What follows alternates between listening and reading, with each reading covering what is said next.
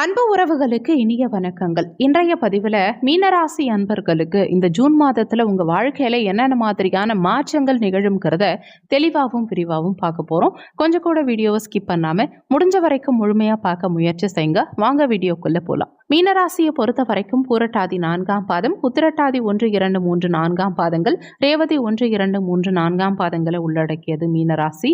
மீனராசிக்கு அதிபதி குரு பகவான். வீடியோவில் சொல்லக்கூடிய பலன்கள் ஆண் பெண் இருப்பாளருக்கும் பொருந்தக்கூடிய பலன்கள். ஒரு சின்ன இன்ஃபர்மேஷன், எங்ககிட்ட தரமான பிஜிடிஆர்பி ஜுவாலஜி நோட்ஸ் இருக்கு, with psychology and general knowledge நோட்ஸும் இருக்கு. தேவைப்படுறவங்க ஜாதகம் பார்க்க கீழே கொடுக்கப்பட்டிருக்க கான்டாக்ட் நம்பருக்கு தொடர்பு கொள்ளவும். முக்கியமான விஷயம், எம்எஸ்சி பிஎட் ஜுவாலஜி டீச்சர்ஸ் மட்டும் கால் பண்ணுங்க, மற்ற டிபார்ட்மெண்ட் நோட்ஸ் எங்ககிட்ட இல்லை. மீனராசி அன்பர்களுக்கு உங்கள் ஜென்மஸ்தானத்தில் சனி பகவான் சஞ்சாரம் செய்கிறார். ஜென்ம சனியை நினச்சி பெரிய அளவில் கவலைப்பட வேண்டாம். ஏன்னா உங்கள் ராசி அதிபதியான குரு கேந்திரத்தில் பலமாக சஞ்சாரம் செய்யக்கூடிய இந்த அமைப்பு ஜென்ம சனியுடைய தாக்கத்தை உங்களுக்கு பெருவாரியாக குறைக்கும். உங்கள் ராசியிலேயே சனி உட்கார்ந்து உங்களுக்கு மனக்குழப்பத்தை கொடுத்தாலுமே உங்கள் ராசி அதிபதி மன தெளிவை கொடுப்பார். எதிலையும் ஒரு கிளாரிட்டியோடு செயல்படக்கூடிய சூழலை ஏற்படுத்தி கொடுப்பார். தெளிவான முடிவுகள் எடுக்க வைப்பார். உங்கள் வாழ்க்கை சார்ந்த வகையிலையும் சரி, பர்சனல் விஷயங்களாக இருந்தாலும் சரி, தொழில் ரீதியாவோ வேலை ரீதியாவோ படிப்பு ரீதியாவோ எல்லா விஷயங்கள்லையும் ஒரு தெளிவான மனநிலையை உங்கள் ராசி அதிபதி குரு இந்த காலகட்டத்தில் உங்களுக்கு ஏற்படுத்தி கொடுப்பார். 2ஆம் இடம் தன குடும்ப வாக்குஸ்தானமான 2ஆம் பாவகத்தில் சுக்கிரன் சஞ்சாரம் செய்கிறார். இது நல்ல அமைப்பாக இருந்தாலும் அஷ்டமாதிபதி தனஸ்தானத்துக்கு வந்தமர்ந்த இந்த காலகட்டம் கொஞ்சம் பிரச்சனைக்குரிய நிலைகளை குடும்பம் சார்ந்த வகையிலையும் பொருளாதாரம் சார்ந்த வகையிலையும் வாக்கு சார்ந்த வகையிலையும் நிச்சயமா ஏற்படுத்தி கொடுக்கும். அதனால குடும்ப உறுப்பினர்கள் கிட்ட விட்டு கொடுத்து போகணும். உங்க பேச்சு ரிப்பீட்டடா இருக்கும், சொன்னதையே திரும்ப திரும்ப சொல்வீங்க. அதனால சில நேரங்கள்ல உங்க எதிர்க்க இருக்கவங்க குடும்ப உறுப்பினர்கள் உங்ககிட்ட கோபப்படுறதுக்கு வாய்ப்புகள் உண்டு. ஆக்ரோஷமான கோபமான பேச்சுக்களை வெளிப்படுத்துறதையும் இந்த பீரியட்ல தவிர்த்துக்கணும். பேச்சில் அவசியம் நிதானத்தை கடைபிடிக்கணும்.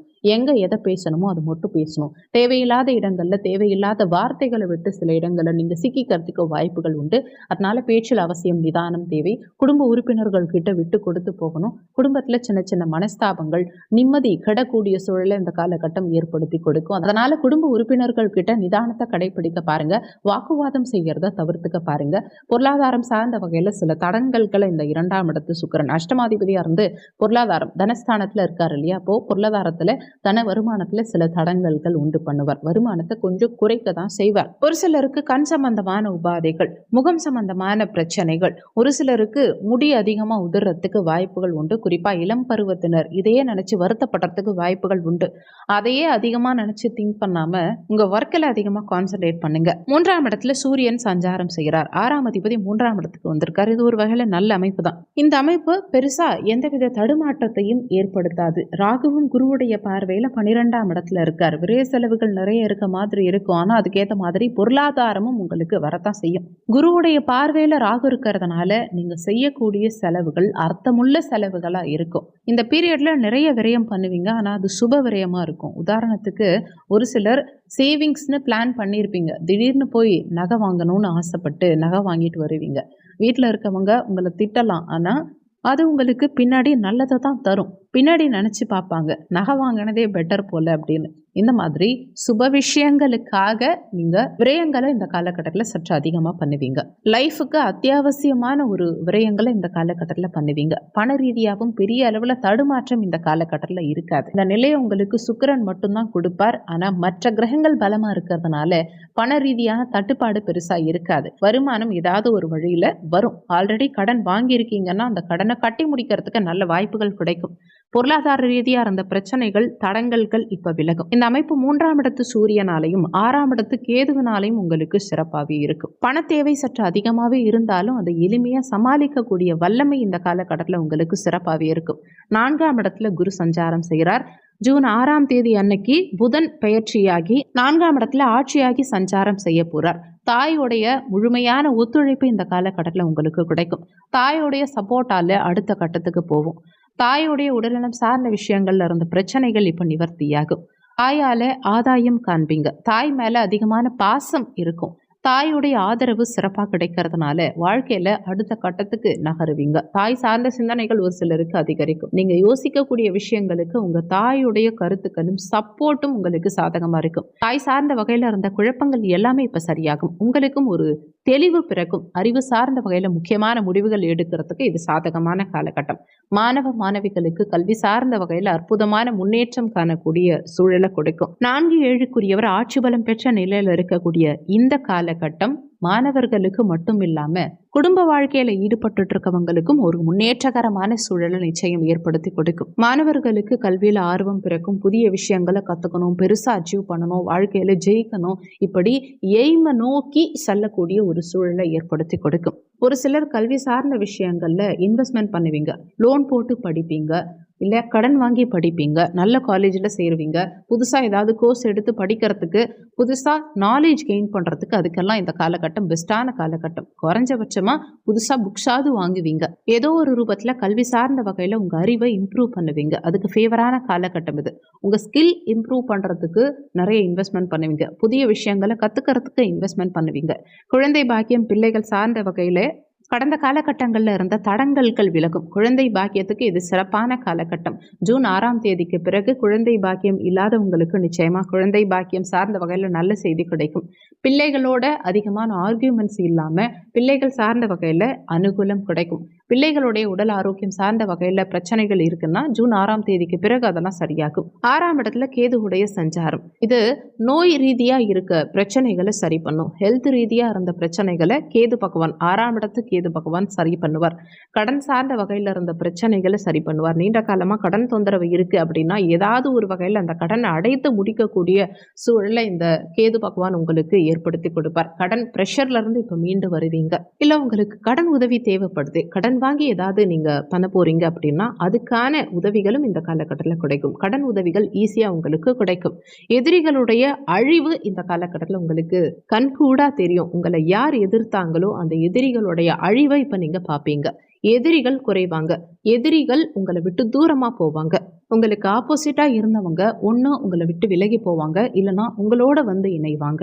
எதிரிகளை எளிமையா சமாளிச்சு முன்னேறுவீங்க. தொழில் உத்தியோக ரீதியா இருந்த போட்டி பொறாமைகளெல்லாம் இந்த காலகட்டத்தில் குறையும். இதனால தடையில்லாம உங்க இலக்கை நோக்கி நகருவீங்க. ஆனா உங்களுக்கு ஜென்ம சனி நடந்துகிட்டு இருக்கு இல்லையா, அதனால உங்க உழைப்பு அதிகம் இந்த காலகட்டத்தில் தேவைப்படும். உண்மையா நேர்மையா உழைச்சிங்கன்னா இந்த ஜென்ம சனியோடைய பாதிப்பு இல்லாம முன்னேற்றம் சிறப்பா இருக்கும். ஆஸ் யூஷுவல் நீங்க பண்ற வேலையை சாதாரணமா பண்ணுங்க, ஆனா நேர்மையா உண்மையா பண்ணுங்க. அது மட்டும் முக்கியம். ஹெல்த் வைஸ் கூடுதல் அக்கறை இந்த காலகட்டத்தில் தேவை.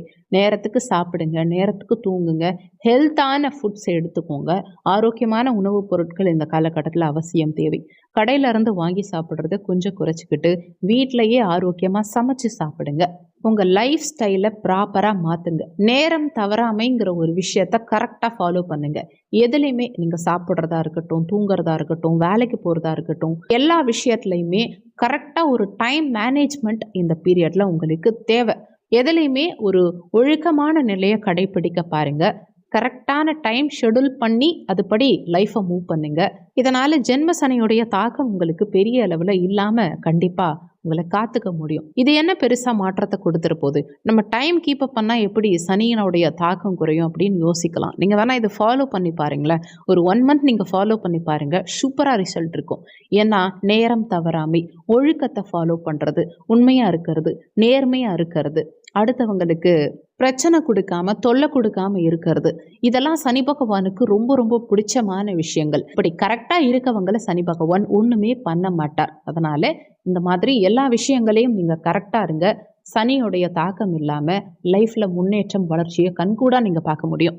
இந்த ஜென்ம சனி காலகட்டத்தில் நிறைய வாய்ப்புகள், ஆப்பர்ச்சுனிட்டிஸ் உங்களுக்கு கிடைக்கும். ஆனால் அதை யூஸ் பண்ணிக்கணும்னு நீங்கள் நினைக்கும் போது உங்கள் ஹெல்த் அதுக்கு சப்போர்ட் பண்ணாமல் போகலாம். உடல் ரீதியான தாக்கங்கள் சற்று அதிகமாக இருக்கிறதுக்கு வாய்ப்புகள் இருக்கிறதுனால உடல் நலத்தில் எப்போவுமே கூடுதல் அக்கறை இந்த பீரியடில் அவசியம் தேவை.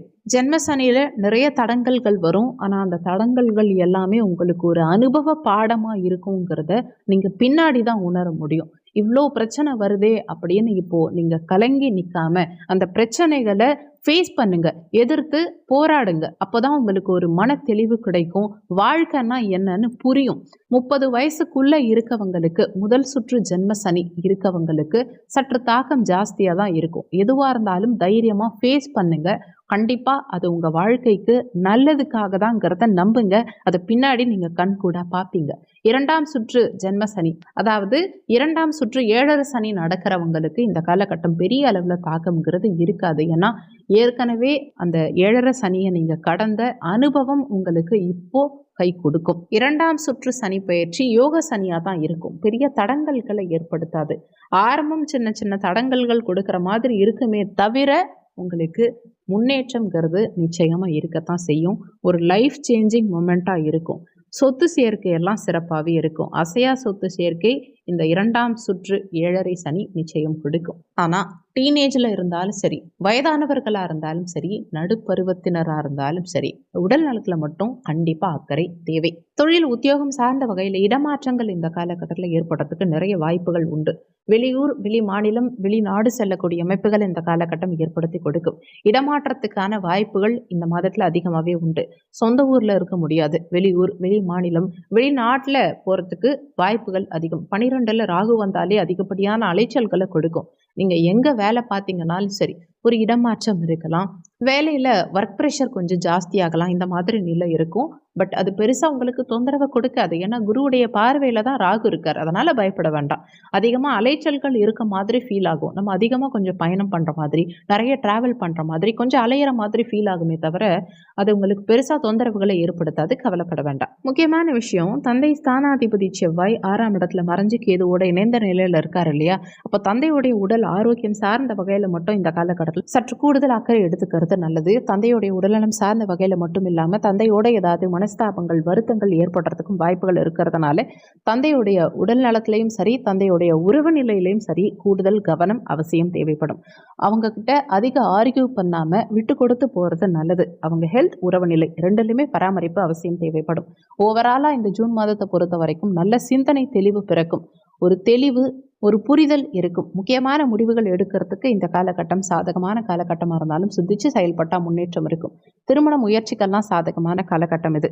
7ஆம் இடத்துக்கு சனி பார்வை மட்டும்தான் இருக்கு. 7ஆம் இடத்துல இருந்து கேது நகர்ந்துட்டார். அதனால திருமண பாக்கியம் நிச்சயமா இந்த காலகட்டத்தில் சாதகமான வாய்ப்புகளை ஏற்படுத்தி கொடுக்கும். திருமணம் ஆகாதவங்களுக்கு நிச்சயம் இந்த காலகட்டத்தில் திருமண பாக்கியம் கைகூடி வரும். சிறு சிறு குழப்பங்களோட திருமணம் சார்ந்த வகையில் நல்ல செய்தி கிடைக்கும். ஏன்னா சனி பார்வை படுமிடம் கெடும் இல்லையா? அது சின்ன சின்ன தடங்கல்களை, குழப்பங்களை ஏற்படுத்தும். ஆனால் இறுதி முடிவு உங்களுக்கு சாதகமாக தான் இருக்கும். வீடியோவில் சொல்லியிருக்கக்கூடிய பலன்கள் கோச்சார பலன்கள். இது 20% தான் உங்கள் வாழ்க்கையில் ஒர்க் பண்ணும். மீதி 80% உங்கள் சுயஜாதகப்படி தான் வாழ்க்கையில் எல்லாமே நடக்கும்.